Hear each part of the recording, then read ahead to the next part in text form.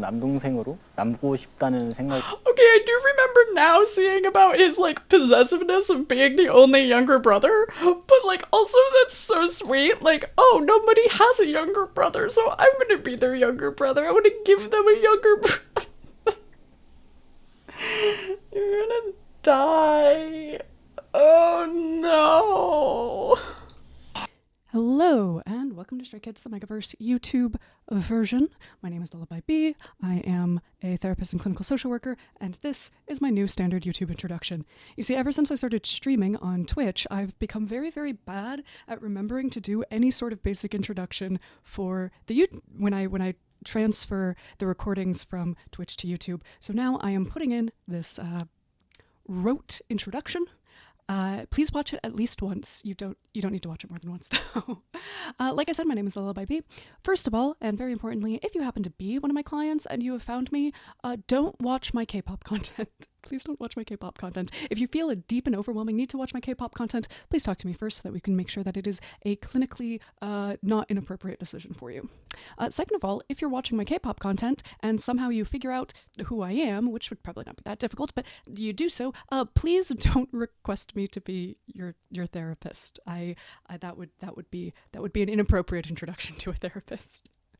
Those disclaimers aside, if you're watching this, you are probably a number of videos into a reaction series, probably the Two Kids Room reaction series. I don't know how long this introduction is going to last, whether it's going to last beyond that or not, so I guess, I don't know. But if you are somewhere in a series of reaction videos from me, I might recommend going back to the beginning of the series, or at least watching episodes of the same people of whatever this episode is. I talk about a lot of stuff and I refer back to a lot of things because, as you notice, this is very long form content. That doesn't mean you necessarily have to, but there might be certain things that are very confusing or don't make sense to you if you haven't seen any of my prior content. Another disclaimer, I am not making this content for stray kids. If for some really bizarre reason you happen to be a stray kid, or happen to be somebody who feels very, very protective about how we talk about or refer to stray kids or think about them, this is going to be a lot of me analyzing words, relationships, behaviors, and trying really, really hard not to make assumptions about like inner workings of anyone's mind or like doing psychodynamic analysis or anything like that, but it might still be uncomfortable. So my recommendation is that if you're watching this and you're just uncomfortable and all you are is uncomfortable, don't. But if you're watching this and you are both uncomfortable but also interested or also fascinated by something, maybe it indicates a place for growth and opportunity to learn a little bit more, in which case maybe interact with it on a small scale. A reasonable scale for whatever your comfort level is. I bring up in these series a lot of potentially triggering, potentially complex conversations, and I don't really shy away from a lot of things, though I do try to put appropriate content warnings if something really feels like it gets to a point of potentially like being really triggering as a surprise to people. But overall, this is an analysis of a lot of things that might be difficult to experience. So take your time if you need to take your time. But yes, other than that, most of this is educational content, leveraging and using media that is well known and understood. As I said on one of my very, very, very, very, very first reaction videos, what I'm doing a lot of is saying, if I were in the place of a therapist, these are the questions I would have about this situation, and maybe some of the things I would recommend in somebody seeking assessment, diagnosis, or talking further to a therapist if they're experiencing something similar. So this is a lot about what you as stay might relate to in the kids and how that might be beneficial for you. I'm really, really, really honored that a number of people have told me that my series has helped convince them to seek therapeutic services or diagnostics themselves, or they've really discovered a lot about themselves or other people watching this, and that's really why I'm doing this. So I don't want anybody to be confused in thinking that I'm trying to say that anybody is that I'm trying to diagnose people for the sake of entertainment. I'm trying to identify traits that people might relate to in order to be an educational resource for them. That all being said, this is free educational resources. If my content is helpful for you, you could subscribe on Twitch. I'd really appreciate a subscription here because I can't monetize until I have 1,000 subscribers on YouTube. You can also support my Supercast if you would like to set up a monthly recurring type of Patreon-esque thing. Overall, I really, really try not to paywall like any of my content, so I don't have a lot of like special things for people who give me money over people who don't, because I really don't want to paywall content. But if you do decide to give me money and you have thoughts about what could be useful for supporters, you're always free to let me know. And with that, I do believe I've said everything that I need to say. Love you. Thank you so much, Stay. And let's get on with whatever this video is. Okay. Hyunjin and Ian it is. I'm gonna drink some liquid first. Thank you for going to bed, and also thank you for saying hi.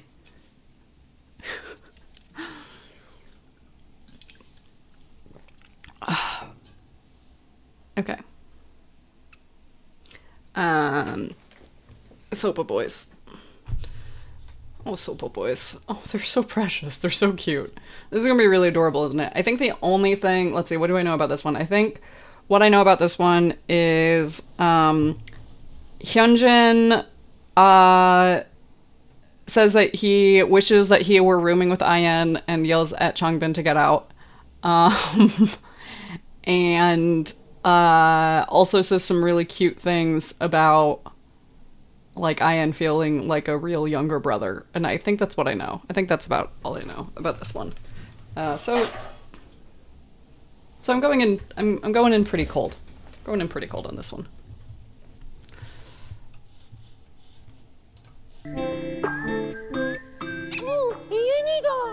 와, 이엔이 이렇게 I see. Okay. I see. So that's. I want an audio clip of that. Why did I not ever see a clip of that going around? That's such a great... That's gonna stick in my mind forever.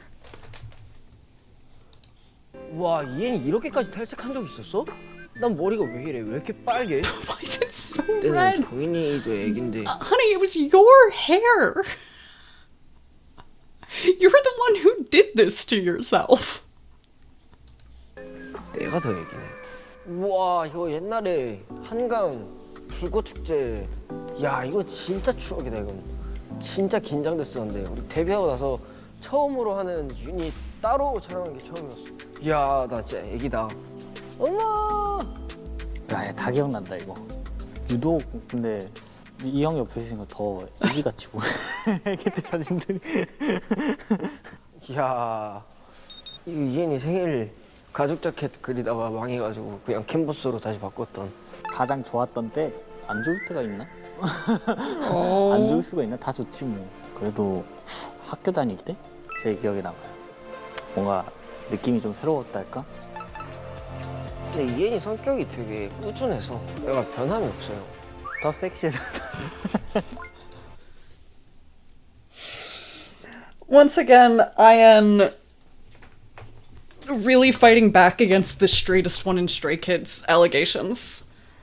I don't know how we got to Ian somehow being the straightest one. I think it's just because he's not, like, clingy.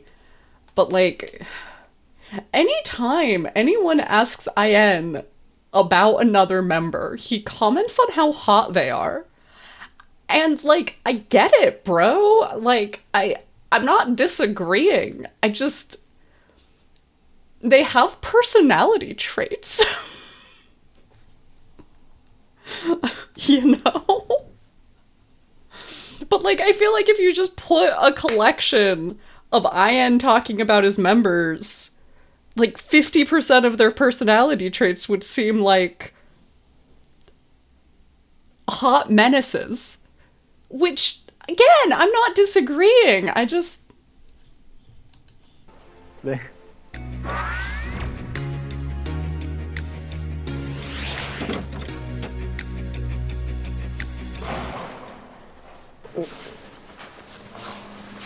이야.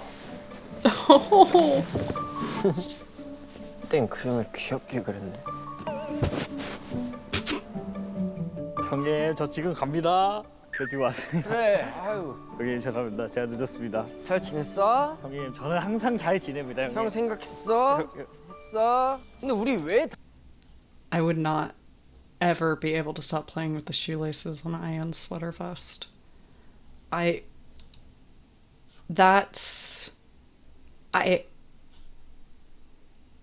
Like, I'm already distracted by them, and I'm already upset that I can't play with them. It's a good thing I don't own that sweater vest, because I'd be so distracted by my own vest shoelaces. That's a menace of a sweater vest. 했어? 근데 우리 왜 닮았다고 했을까? 네, 약간 상이 비슷해서 그런 거 아니야? 형도 약간 여우상이잖아. 내가 원래 여우상 하려고 그랬는데 네가 뺏어갔잖아. 진짜 여우가 등장했어.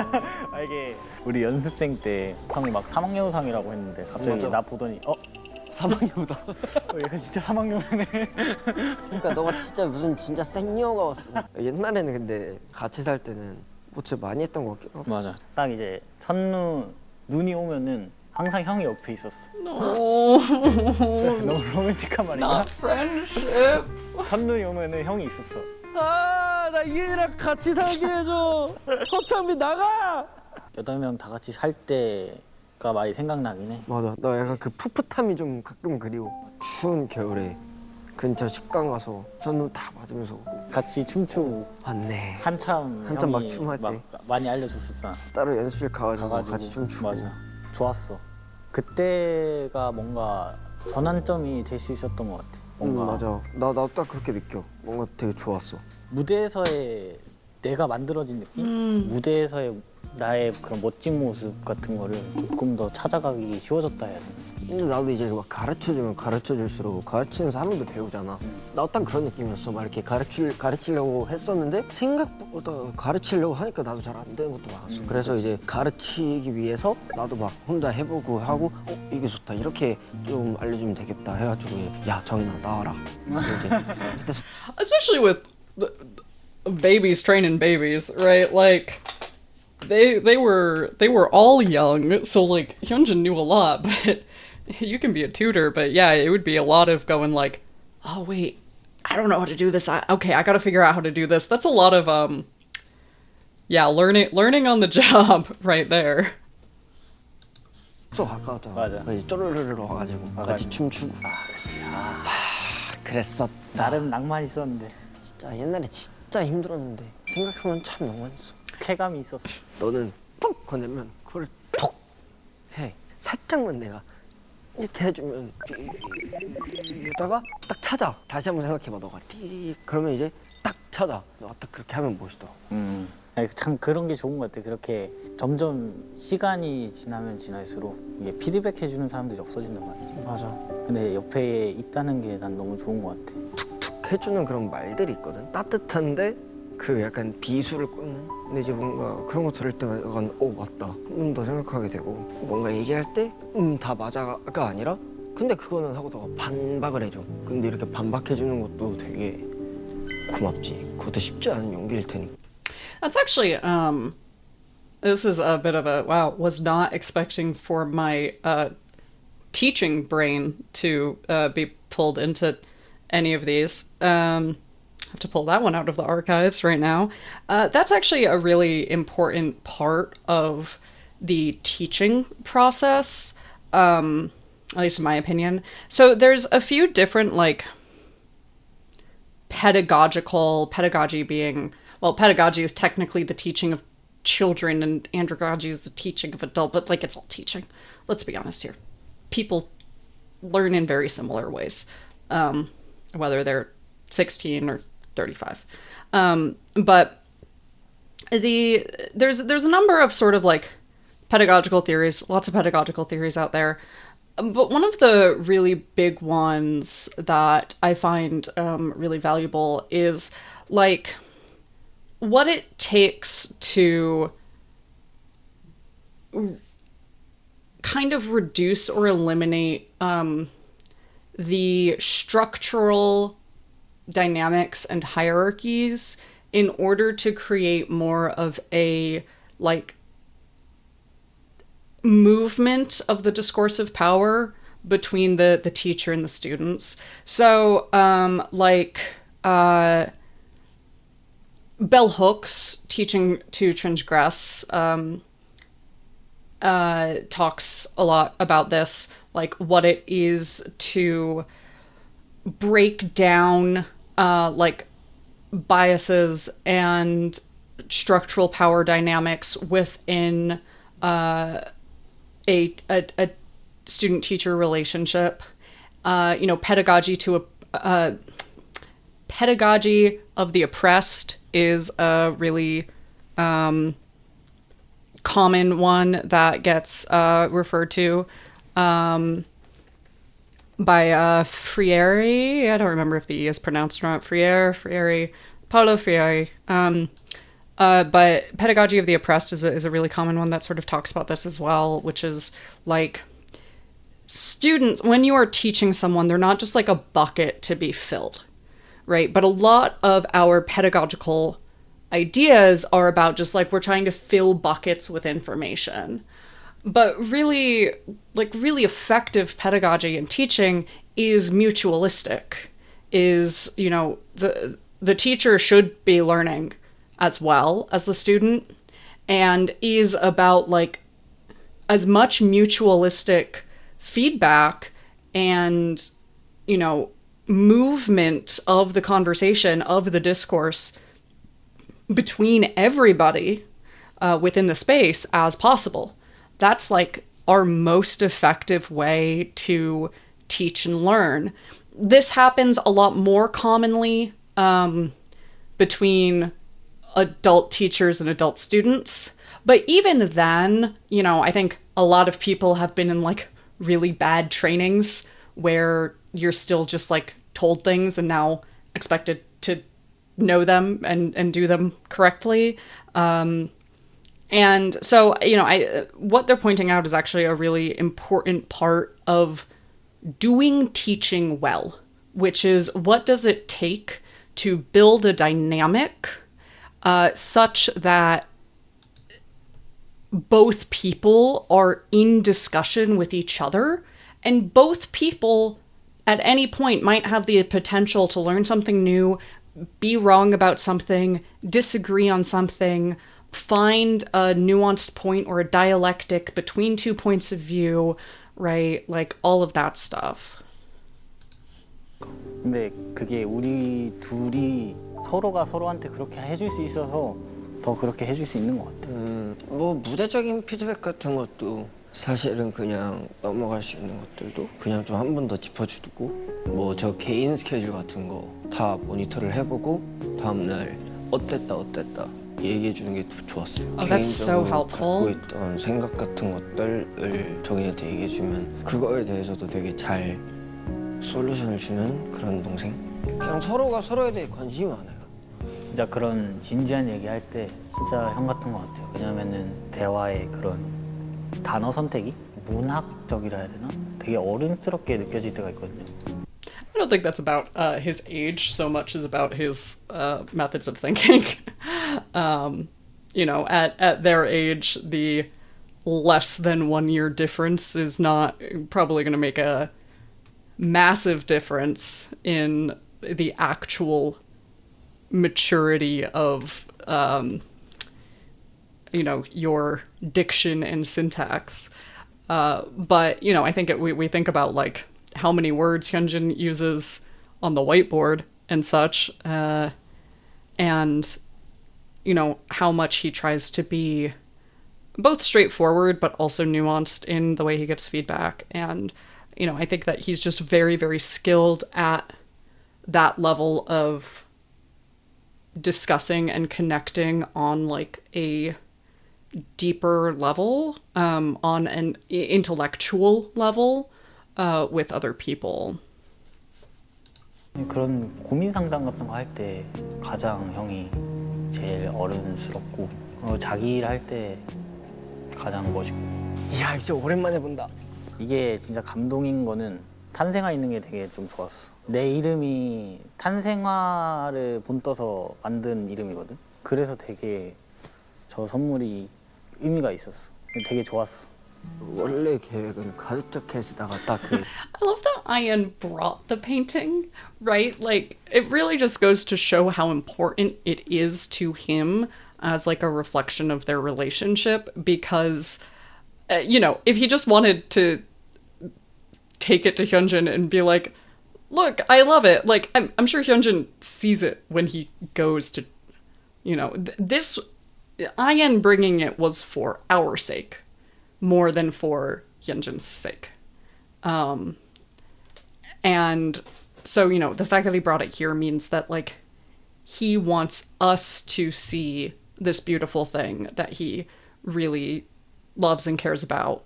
That, you know, his dear, dear friend of many, many, many years made for him. And I think that that's just really, really precious.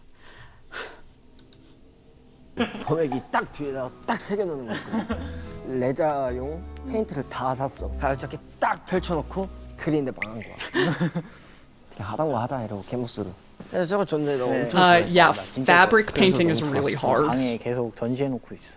내가 그림 선물을 처음 받아봤어. 두근. 되게 의미가 있었어. 근데 매번 생일 때마다 선물 주는 건 너야. 10년 넘게 막 같이 지내고 있잖아. 그러다 보니까 이제 막 생일 선물 주는 게 살짝 이제는 진짜 뭐 해줘야 될지 모르겠으니까. 맞아. 굳이인가? 굳이지 이렇게 사실. 하는데 그냥 소소한 거 하나씩 챙겨주라는 게 참 그 마음에 되게 애틋. That is such a mood. That's such a mood. I haven't gotten birthday gifts for people in so long. I mean, so long. Listen, the Gothic Enigma and I barely even like we'll get each other a gift for some of the major gift giving holidays. Not usually inclusive of our anniversary. I think for like 3 years in a row, we were like, hey, do you care about celebrating our anniversary? No, okay, we could just like hang out, right? I do think it is really true that like after a long time of gift-giving holidays, like gifts are really valuable human connection. Gifts are really, really like important to us as a species.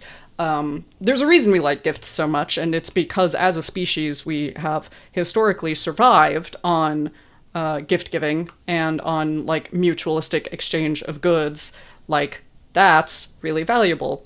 And gift giving holidays are a little bit different from all that, and don't quite necessarily have the same meaning, especially if you have a number of people who you care a lot about, and what you want to do is give those people meaningful gifts. Meaningful gifts tend to take time, energy, and or money.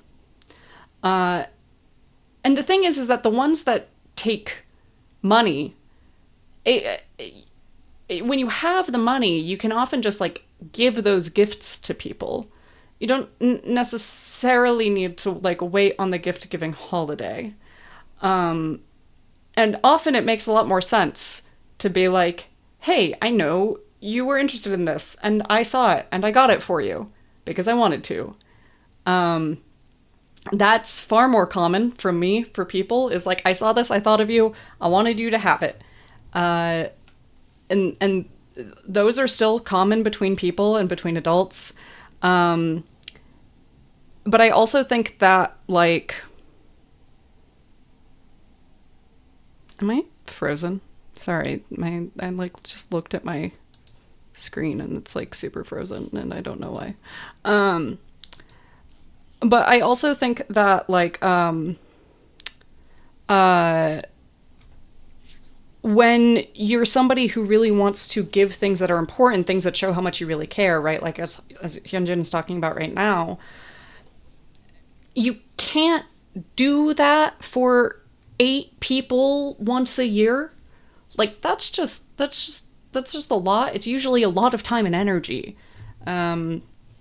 So you start to do it for different reasons than because I'm obligated to on this day. And I just think it's really common that as adults we sort of let go of the gift-giving holidays and instead find different ways to show appreciation through gifts that look different than what we expect growing up. 탐이 있는 거. 그냥 그 마음인 거지.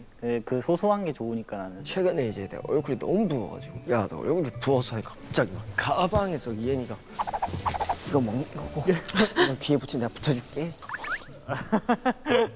내가 그때 감동이었어. 그 귀에 붙여주는 게 이렇게 이렇게 표정이 귀여웠어. 예전에 그거 주지 않았나? 에사비? 먹고 있어. 맞아. 그거 한 4개 먹었어. 먹어야 돼. 장빈이 형은 밥 먹으면 잠들어 버려가지고 내가 줬거든. 맞아. 그 형은 진짜 먹으면 바로 자. 근데 그게 먹기 전에 먹는 거야? 아니 그거 먹고 나서 먹는 거야. 어쩐지 속쓰리더라. 그래. 밥 먹고 먹어야지. 그냥 먹으면 속쓰리지. 밥 먹기 전에 먹었지. 그것도 어쨌든 식초인데. 그치? 이건 자해 아니야? 이러면서 속쓰려. 좋다 그러면 다음날 이렇게 주고 에? 고마워. 생일이 다가올 때 Stop taking supplements without knowing how you're supposed to. Hey, can we make a pact? Just like all of us together. If you're gonna take supplements, please look up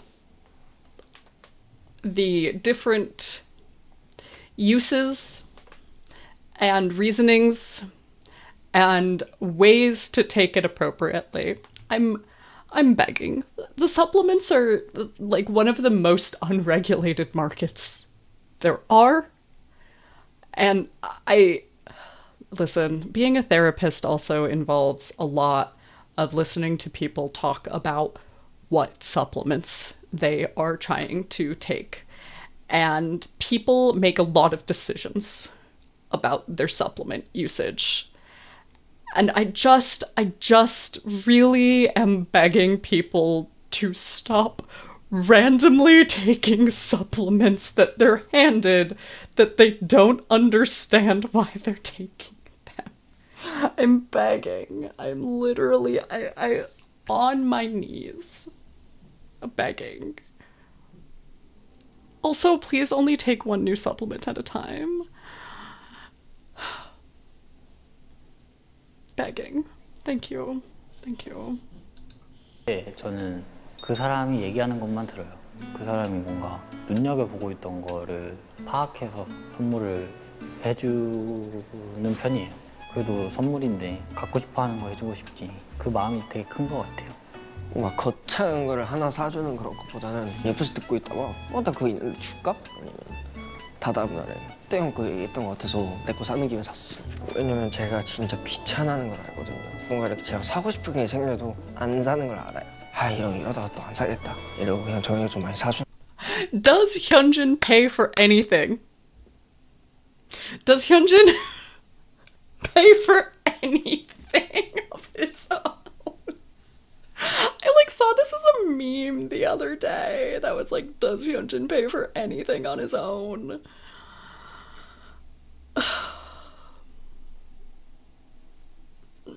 There's an ad, so I'm just gonna keep going on about does Hyunjin pay for anything. I find it so funny because there was I saw this post on Threads that was just like referencing all the times that Hyunjin is super frugal and doesn't buy things, or like somebody else buys things for him. Justice for the stolen hair treatment. Yeah, like there's I think that was literally the post was like, I can't believe that he's complaining about stolen hair treatment after all of this, because it was like he has the thing where like all of his clothes were just clothes that other members were getting rid of, that like he kept going out for food with the lead no and like forgetting his wallet at home. There was the interview recently, I guess with was it as members of 17, was it, where he was talking to about Chan, and he was like, yeah, I use his credit card points to buy my skincare. Like, I need to know more about why he hates buying things for himself. Like, I know at some point it's frugality, but I truly wonder for things like what he's talking about right now, like little things, small things, whatever, if it is like he just forgets that he needs to get these like fiddly little things. And like that's just like a guess, but I'd be really curious about that guess. Because, like, bro has money. He keeps buying new brand name AirPods. He could buy his own shit. So, like, why isn't he? I'm so curious why he still cannot buy his own shit. Or, like, is it just some deep-seated financial insecurity that just, like, he has not gotten rid of? I don't know, but it's wild. 그런 것 같아. 머리 깎고 나 진짜 깜짝 놀랐어. 되게 좋을 거라고는 상상은 했는데 생각보다 더 괜찮아가지고 와, 그 너무 깜짝 놀랐어. 나는 같은 한국인이 맞나 싶었어. 낯설었던 적 많지 나는. Okay, based on his reaction here versus his reaction talking to Changbin about it, I honestly wonder if IN in his shock was like, oh my god, you're so hot. Just like, because he does that all the time. And Hyunjin is so shy here. 진짜 깜짝 놀랐어. Like, what did IN say to him when he saw it?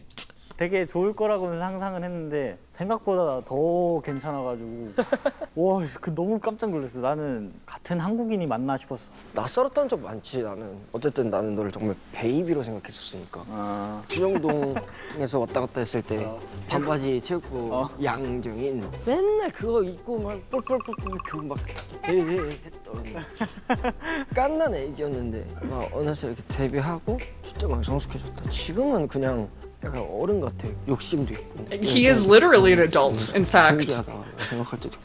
연습생 때도 난 너 발라드 부르는 거 진짜 좋아했었는데. 그때가 좋았던 것 같아. 아무것도 모르고 그냥 노래 부르는 거 좋아서 그냥 아무거나 불러 제끼는 그때가 딱 좋았던 것 같아. 8명 멤버 중에서 가장 데뷔 초랑 성격이 똑같은 사람이 정인인 것 같아. 그거 몰랐네. 근데 이제 딱 그거를 딱 그 막내가 딱 하고 있으니까 우리 팀의 분위기가. I could see that.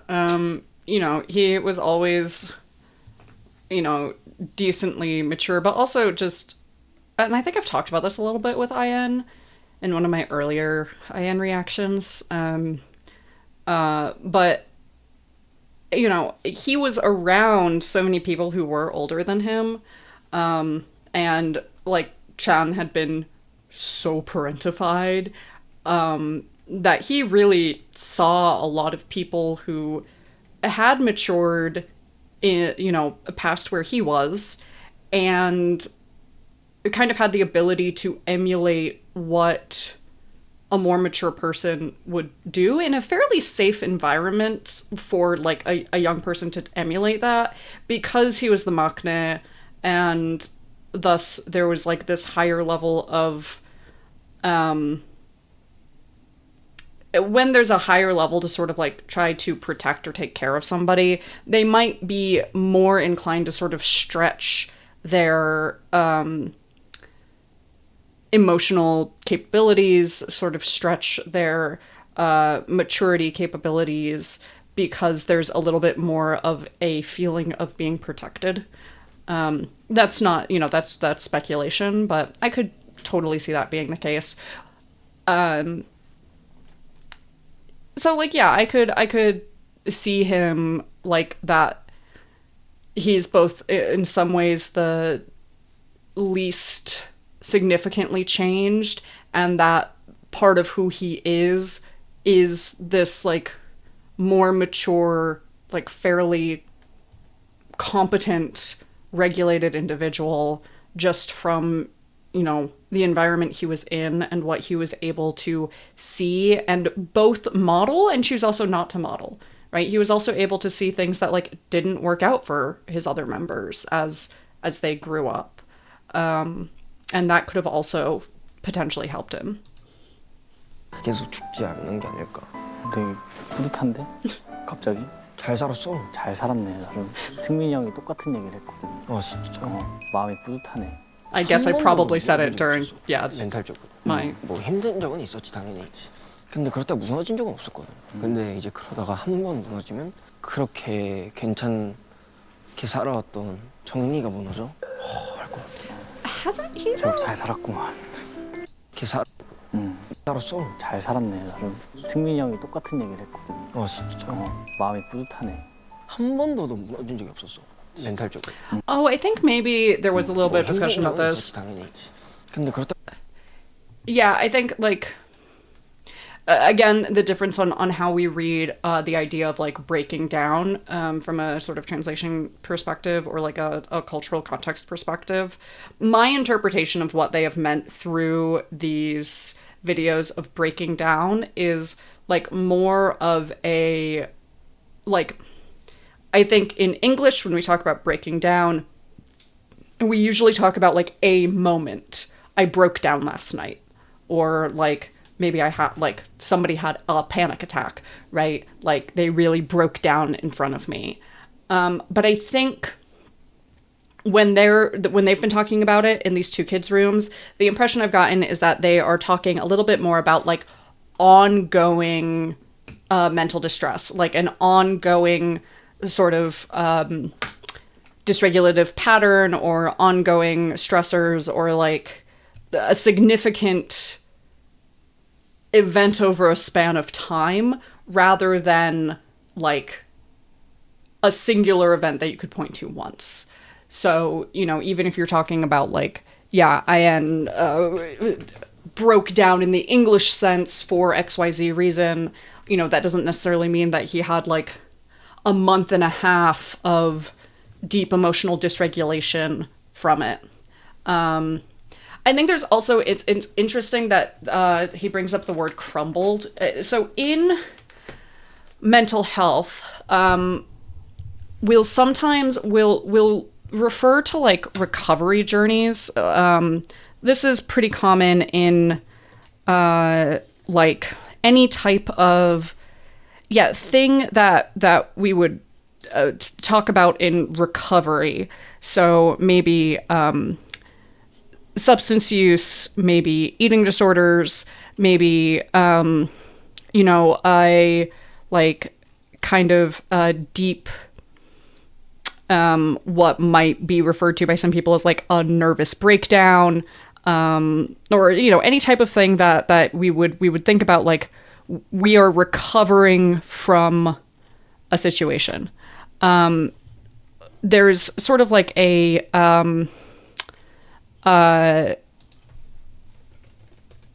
curve of recovery. And one part of that curve can include something called collapse. And that's when, like, within a recovery process, there might be, like, regression. There might be, like, it's normal to not just go up, and just, like, always be getting better all of the time. But a collapse is when people, like, really, they fall below baseline, or they fall really far behind. Maybe they even get worse than they were, you know, initially. You know, all sort of like all of the coping mechanisms, as stated, collapse. So I think it's just sort of interesting, like, this idea of, like, you've never actually crumbled. Because I do think that, like, he is unintentionally referring to this sort of, like, the emotional roller coaster of mental illness, essentially, or of mental health concerns that can happen that's really far beyond just like what a night or a week or a season might look like, but instead what longer term changes in our outlooks can look like, you know. 무너진 적은 없었거든.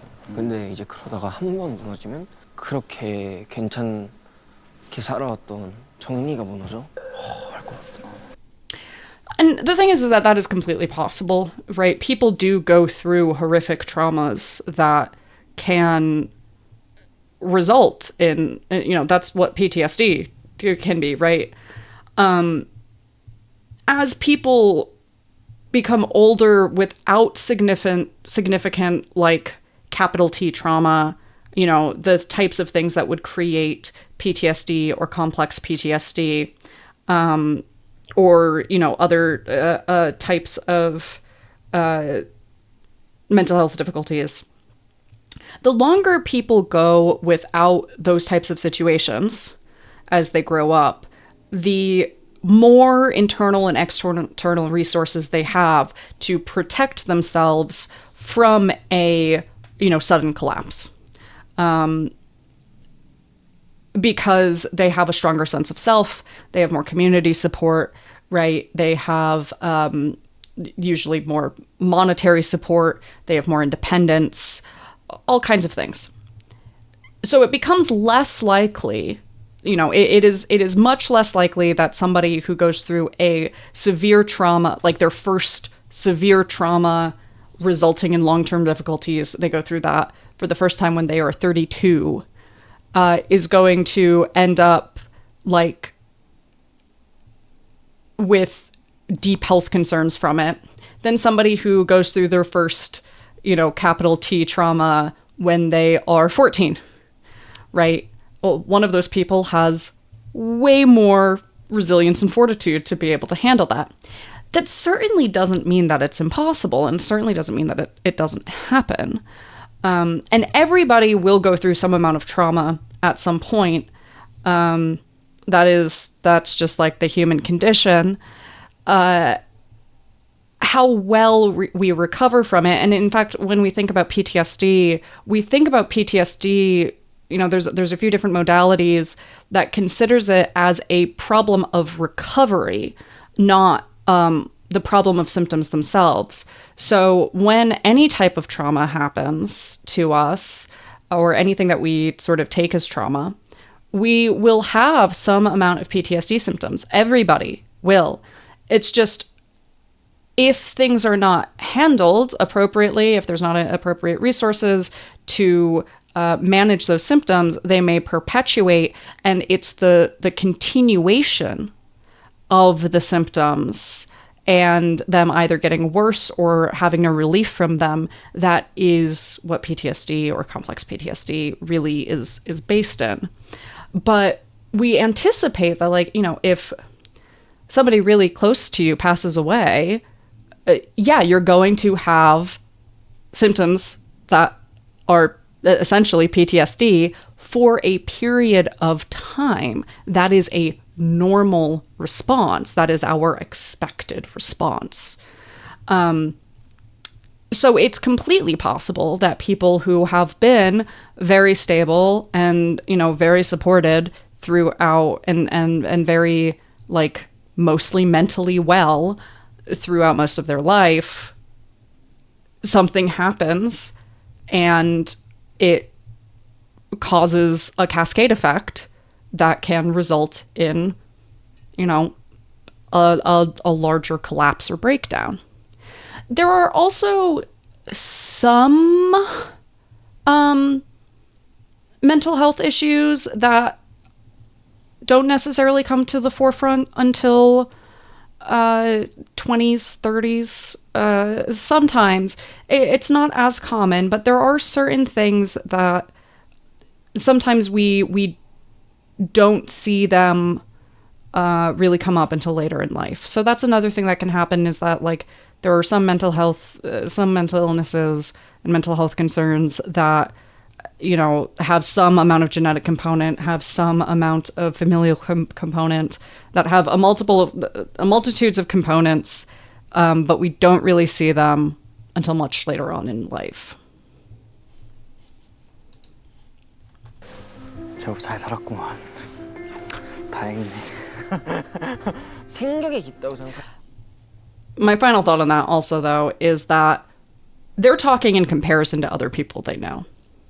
So this is another part of it, is that if in societies where, certain things are stigmatized and there is some amount of mental illness or mental health concern that is considered part of the human condition, then people can seem a lot more stable than they maybe have actually been.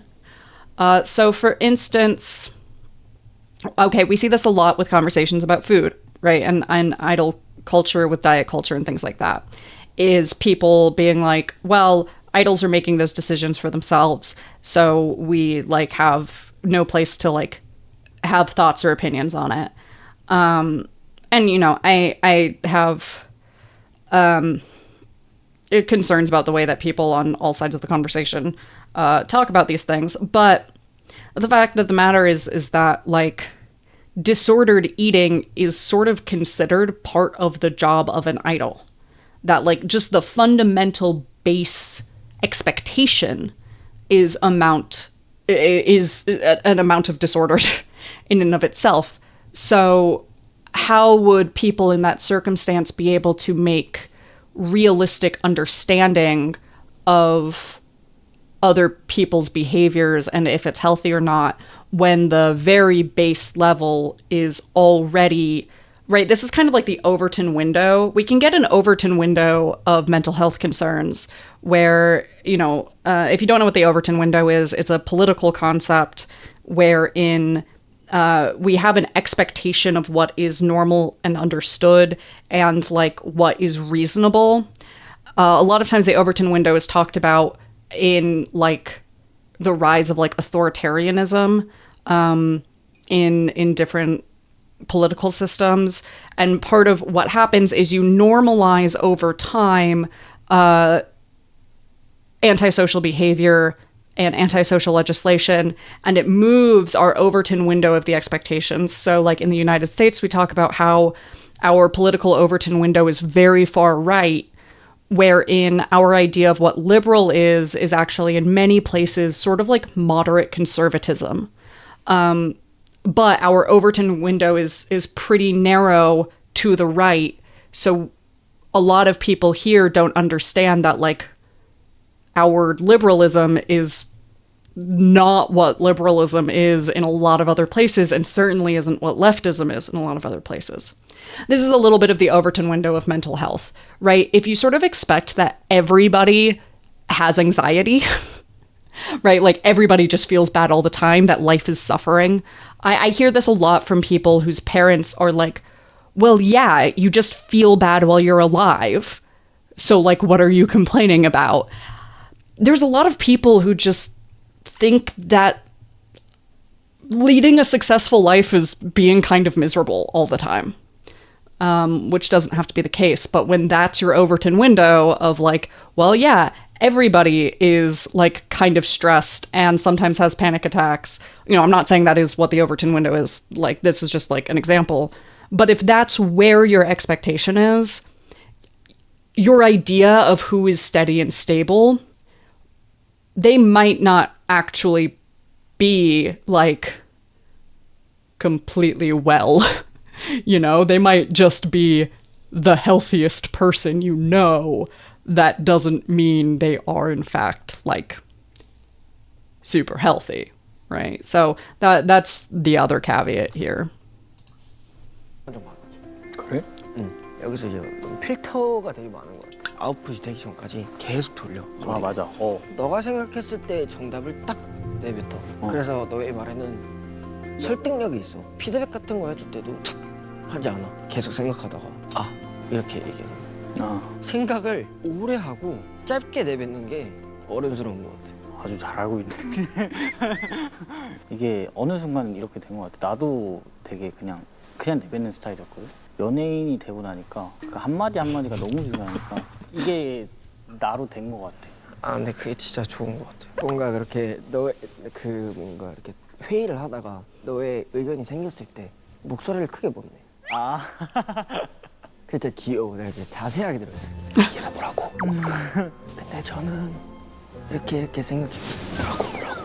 내가 여기 나서는 타입은 아니거든. 그래도 할 말은 해야겠고. 할 말은 하는데 나서는 타입도 아니다 보니까 그럴 때는 좀 소심해지더라고 나도 모르게. 그러니까 너가 소심한 성격이 아닌데. 아 근데 원래는 내가 좀 많이 소심한 성격이었어. 그래? 아버지한테 혼나면서 이렇게 크다 보니까 이 소심한 것도 없어지긴 하더라고. 이 무대뽀라는 게 좀 생기더라고. 넌 진짜 무대뽀지. 형의 악바리가 좋은 것 같아 난. 악발인 지금은 너가 있는 것 같은데. 내가 롤 모델이 박지성 선수님이고 엄청 악바리 있게 그치. 뛰시잖아. 되게 멋있잖아. 그 선생님. 내가 그거 보면서 맨유를 좋아했었는데 그런 악바리 있는 사람들 좋아한단 말이지. 그래서 뭔가 더 형한테 춤 배웠을 때 형을 더 믿고 의지할 수 있었던 것 같아. 그게 나는 형한테 배울 수 있는 점이라 생각해서 그런 게 되게 좋은 것 같아. 저는 이제 답답한 걸 못 참아서 약간 긴가민가하는 것들을 좀 제가 정리를 해서 얘기를 하는 편이고요. 어떻게 보면 공격수? 정인이도 근데 약간 얘기를 하긴 하니까 근데 그럴 때마다 발표하는 학생처럼 소심하게 귀엽다. 형은 시간을 되게 그치. 중요하잖아. 나 진짜 혼자 있는 시간에 무조건 갖고 돼야 돼. 뭔가 허투루 쓰지 않잖아 형은. 그렇지. 아까운 시간들을 보내면은 형은 지치지. 맞아. 나 약간 가만히 있는 게 너무 힘들어. 뭐라도 하고 싶거든. 나도 약간 Someone. We all know what I'm gonna say by now. I just, please, someone, see, give this boy an ADHD assessment. I'm begging someone. Someone email him an ADHD assessment. Someone post an ADHD assessment on fans. Please. I just need to know. I just need to know what it ends up looking like, right? Because if it ends up looking like nothing, then fine. He just has but like I feel like it would benefit him to answer some questions that have been clinically researched. Just putting it out there. 귀엽다. 형은 시간을 되게 그치. 중요하잖아. 나 진짜 혼자 있는 시간에 무조건 갖고 돼야 돼. 뭔가 허투루 쓰지 않잖아 형은. 그렇지. 아까운 시간들을 보내면은 형은 지치지. 맞아. 나 약간 That is something that might just be a thing. That's one of those things that people say that I always file in the back of my mind as like potentially concerning. Right? I still have a lot of questions about it. Like, so first of all, what do we mean by wasting time? Is it just sitting around doing nothing? Or is it like, are there specific things that waste time? What is our definition of wasting time here? That would be one question. Another question is, what do we mean by drained? So yeah, if somebody is like, let's say we're just defining wasting time as like, I'm sitting around, I'm doing nothing. I'm just like doom scrolling. I'm doom scrolling and I then feel awful afterwards. And like, I feel like my soul has been sucked out of my chest. I'm just feel really like heavy and lethargic and gross. Okay, fine. Makes sense, right? I'm not concerned. We'll take that out of the potentially concerning bucket. But if we're saying like, you know, wasting time is doing things that don't have productive value, like, oh, well, like I'm not doing anything useful with my time. And then when we talk about feeling drained, it's like, well, I feel guilty. Like, and that's what drained means. Well, now we have things to be more concerned about, right?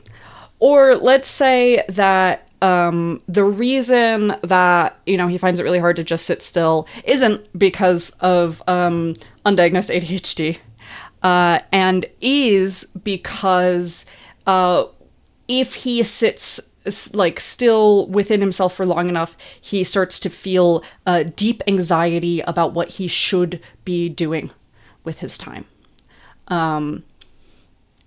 Well, now we have different things to be talking about.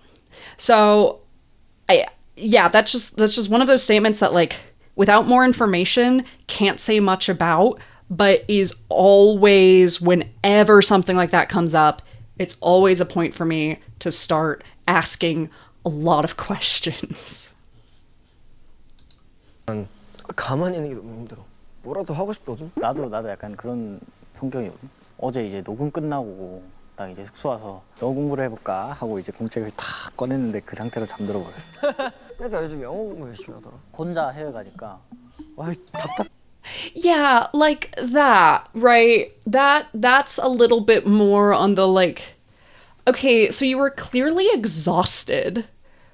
Why did you go home and think I should do more productive thing? Like, you clearly, you fell asleep in the middle of an activity.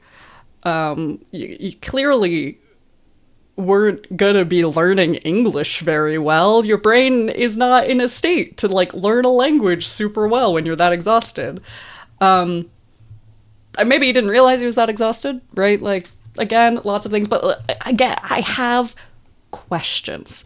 I have a lot more questions, all within our, like, these are places I would clinically explore with a client, and have many times. 죽겠는 거야 그냥. 어느 정도는 얘기할 수 있게만 해놓자 이런 생각으로 하는데 저번 주에 영어 수업을 한 번도 못 들었네. 근데 난 너가 지치는 걸 8년 동안 본 적이 없어. 아 힘들다 하는 건 많이 봤지. 근데 막 지쳐가지고 번아웃 오고 막 그런 건 한 번도 못 봤어. 어떻게 그렇게 번아웃 없이 똑같지? 진짜 대단한 거야. 내 도끼나 뭐 그런 것은 잠깐 엑 하고 실행하는 것들이 많은데 이제 너는 은은하게 이렇게 쭉 꾸준히 하지. Please, just, I'm begging. Also, please see my prior conversations about burnout. I'm not going to restate the same exact thing that I've stated about burnout before. I think my prior conversations about burnout was with a Lee No episode. I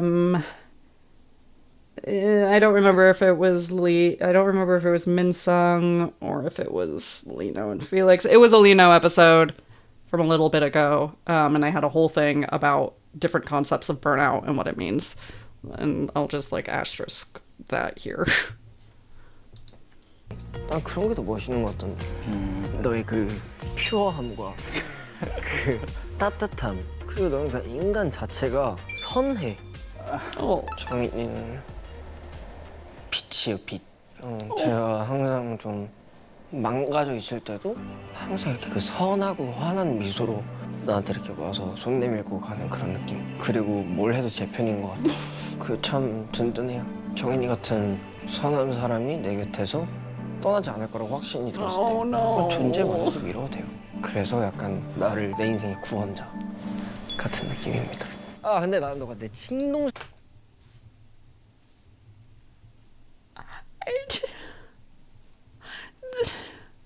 The savior of my life.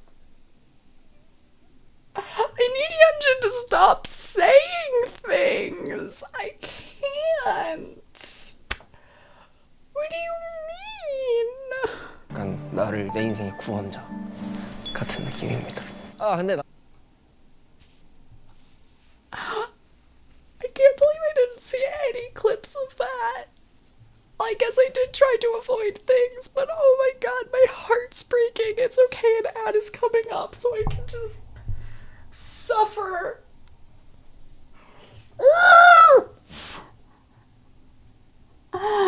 Why?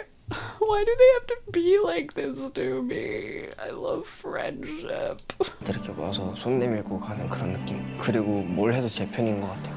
그 참 든든해요. 정인이 같은 선한 사람이 내 곁에서 떠나지 않을 거라고 확신이 들었을 때 그냥 존재만으로도 위로가 돼요.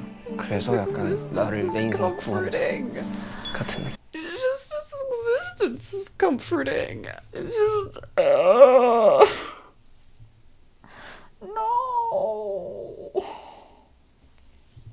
You can't just say things like that in front of me.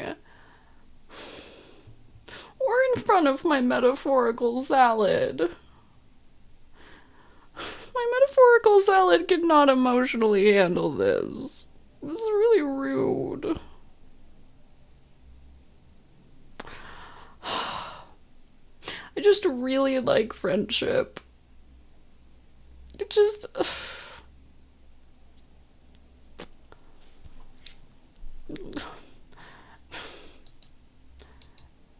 No matter what I do, he's on my 항상 그 side. 선하고 환한 미소로 나한테 이렇게 와서 손 내밀고 가는 그런 느낌. 그리고 뭘 해도 제 편인 것 같아요.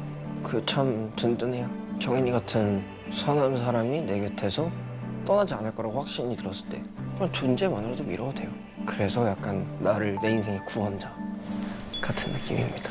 아 근데 난 I like how literally right before this I watched Puny Beanie and they were like, no one on our team is sweet. And then Hyunjin just sits there. First of all, says the sweetest things ever. And second of all, is like, also this guy who is not on my list of people who are sweet is the savior of my life. That's insane. It's an unhinged thing. How have I not seen any clips of Hyunjin calling IN the savior of his life? How have I not seen a single clip of this? I don't understand. I don't understand. Anyway. 내 친동생이었으면 좋겠거든? 근데 생각해보니까 그냥 친동생처럼 생각하면 Just have to 되더라고. treat you like 그래서 one. 그냥 친동생으로 하기로 했어. 너 이제 황정이냐? 예? So this is also why I now universally refer to IN as Hwang Yongbok because I like confusing people, but also because it's true. If we're gonna all refer to IN as Yongbok, then we have to refer to him as Hwang Yongbok because he's been adopted by Hyunjin, and I think that that's important that we recognize. 아니 나 양현진이야. 근데 양현진 좀 이상하잖아. 형들한테 좀 친동생처럼 다가가려고 하긴 해. 아 친동생 같아. 막 4, 50년 지나도 같이 노포 가가지고 한잔하면서 한잔 야 하면서. 그때 기억나냐? 야 우리가 50년 전에 말이야 이 K-팝 형들한테는 좀 친동생처럼 다가가려고 하는 게 찬이 형 빼고는 남동생이 없단 말이지. 아 그러네. 약간 하나밖에 없는 그런 남동생으로 남고 싶다는 생각이. Okay, I do remember now seeing about his like possessiveness of being the only younger brother, but like also that's so sweet. Like, oh, nobody has a younger brother, so I'm gonna be their younger brother. I want to give them a younger brother. You're gonna die. Oh no. 아 그러네. 약간 하나밖에 없는 그런 남동생으로 남고 싶다는 생각이 딱 들었어. 정인이 질투도 많아. 맞긴 해. 내가 막 어디 가가지고 이게 한 살 동생이랑 좀 아는 사이가 됐다 그러면 그래 내가 질투. I like how it's only for younger people. I wonder if there's any cap on how young, right? Like, okay, if they're like a year younger, but what about if they're like 6 years younger, right? Like if you meet someone who's like 20, is that still the same? Is it any amount of younger? What if he like becomes a like mentor for a 16-year-old? Like, is that still, at what point? I have questions that I will never get answers to. 많다니까. 이엔이가 이제 막 걔야 나야 뭐 동생이 생겼다고? 걔야 나야 막 이랬던 기억이 있네. 야 맞네. 이엔 질투 많아. 나 질투 많아. 근데 되게 질투 없다고 생각한다 나한테. 동생들 중에 내가 최고여야 돼. 그게 있어. 귀여워. 뭐든지 나는 이거 해야 돼, 이거 해야 돼. Is he? I want to know if he's competitive with the other. Like is he competitive with the 2000s for like all of the older, for like the young lines attention? Like, do him and Seungmin get into competition over Changbin's affection? I have more questions that I'm possibly never going to know the answer to. I don't know, maybe that question has been answered somewhere. But I don't think it has. 아 근데 진짜 진심으로 너 같은 동생 없어. 이번 생에서는 가장 운이 좋았던 거는 너가 내 동생이어서인 것 같아. 진짜 희박하잖아.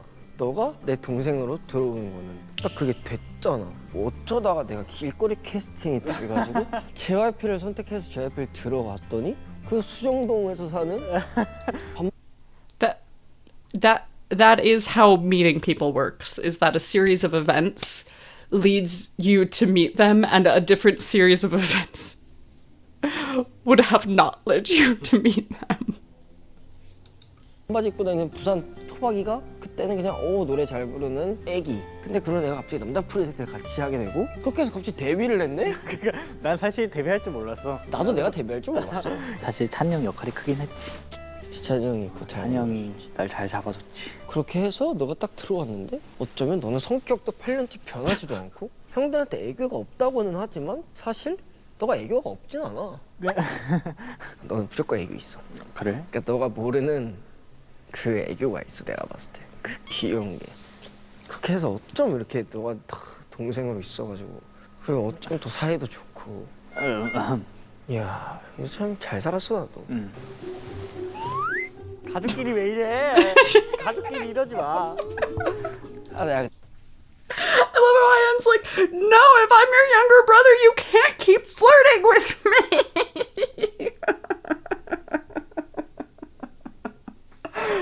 Oh, that poor kid. He suffers so much, and yet he's so possessive of the people who create his suffering. 내가 정인이 앞에서 야 나 동생 하나 생겼다 이랬던 것 같아요. 그러니까 이제 정인이는 듣고 동생? 형 인생에 동생은 나밖에 없는데 약간 이게 있었던 것 같아요. 왜냐면 진짜 내 인생에 동생은 정인이밖에 없으니까 야 얘도 91년생이래 정인아 뭐 이런 식으로 얘기를 했죠. 근데 정인이가 듣다가 형 동생은 누군데? 너지 임마. 걔야 나야. 아이 너지. 귀여웠어요. 근데 이현이가 그렇게 무뚝뚝하진 않아요. 한박 웃음을 지으면서 그랬나? 막 이런 것도 많고 이렇게 귀 만지면서 헤헤 그치? 이렇게 좀 크게 뜨고 갑자기 그럼 약간 이 여우자식 봐라 약간 이런 느낌이 드는 거죠. 친동생이고 싶었어요. 특히나 이제 현진이 형은 동생이 없으니까 더더욱 친동생처럼 다가가고 싶었어요. 형한테는. 예, 수많은 동생들 중에 나라는 동생은 잊을 수 없을 것이다. 나라는 동생이 가장 좋은 사람일 것이다. 우리가 성적이 하도 안 나와서 답답해가지고 그때 우리 둘이 그치. 대창 먹으러 갔을 때 그때 현타 많이 왔지. 진짜 몸을 갈아 넣는데도 달라지지 않는 결과. 맞아. 그런 부분에서 현타가 많이 왔지.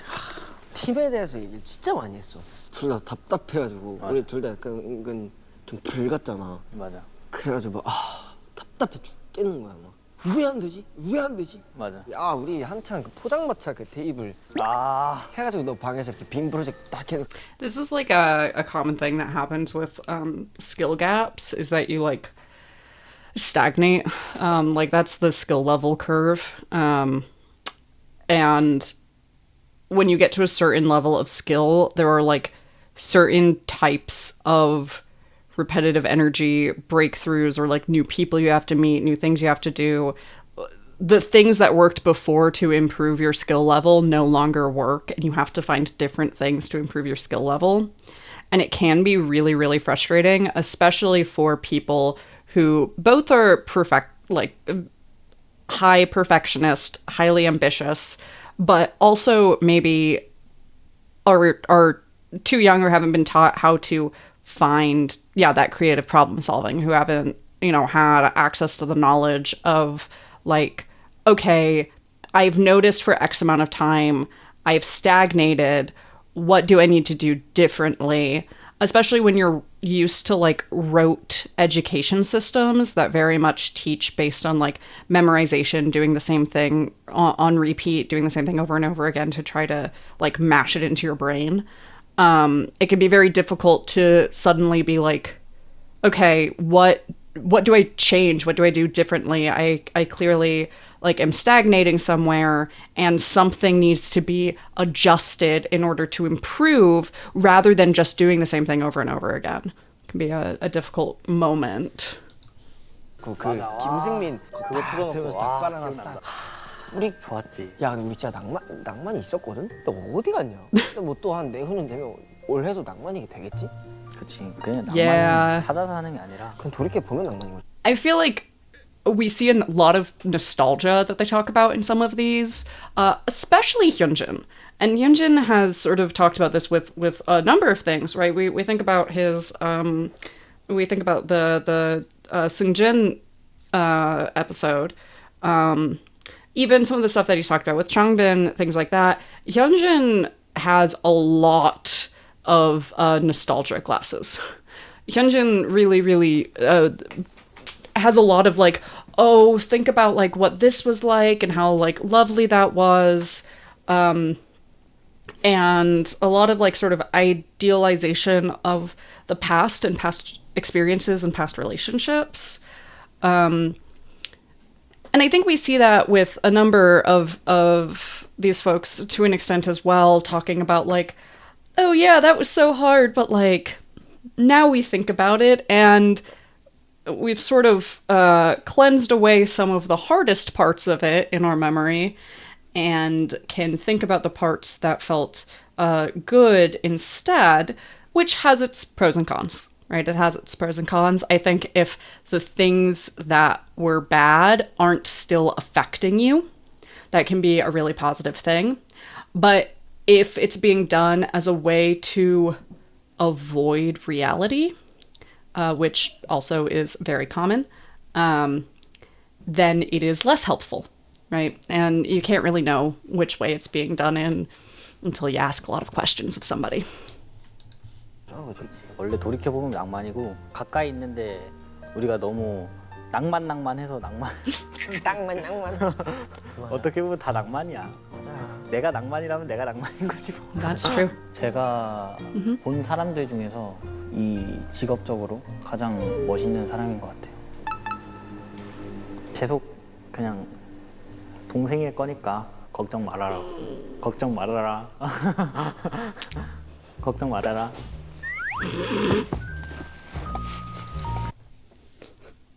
I love, I'll always be your little brother. I'll always be your dongseng. Which, you know, doesn't directly translate to, like, familial little brother per se, but IN just having gone through the, you can't treat your family like this. And then Hyunjin just being like, I'm going to kiss him. Theoretically. Oh, God, this boy. I love that he's just taken, like, the way that Changbin flirts with him, and he's just applied it to IN. I think that's really entertaining. Great entertainment value right there. CG 빌거예요. 정말 내 동생으로 와줘서 너무 고맙다. 말로 사람을 감동시키는 거는 그냥 당연히 할 수 있는 것들이지만 존재만으로 그냥 내 옆에 있는 것만으로도 나를 위로해주는 사람은 정말 몇 없는 것 같은데 그런 사람이 하필이면 양정인이라서 좀 내 인생이 행복해지지 않았을까라는 생각을 해. 스탄. 셋. 응.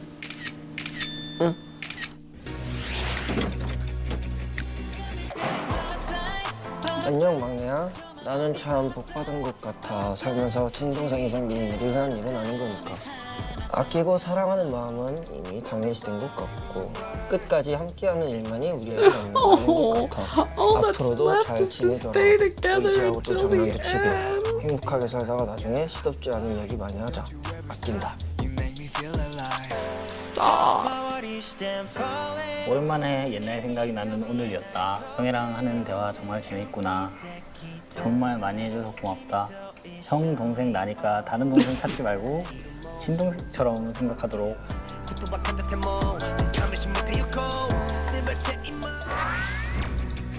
Well, that was cute. It was so cute. It was so cute. I hate friendship. I hate friends. They're the worst. I don't need them in this reality.